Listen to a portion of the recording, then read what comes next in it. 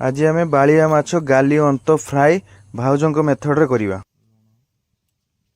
Fast आम लुण हलदी भल किरा देदेबा,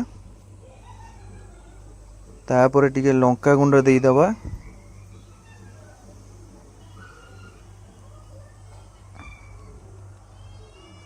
तापर तेल कढ़ाई बसई तेल तेल कढ़ा टिके भल किना गरम करदबा, तापरे तेल पकईकी टिके घाटी दबा।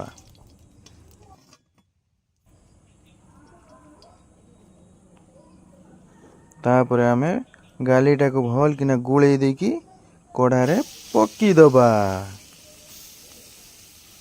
ताको भल किना टिके घाटी दबा चटुरे।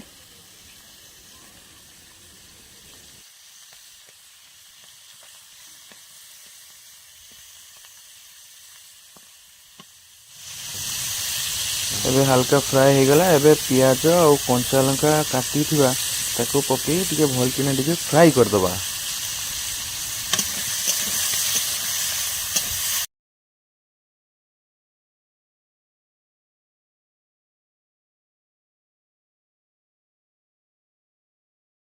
देसी स्टाइल रे बालिया माछ गाली फ्राए वर्तमान आमर रेडी हो गला।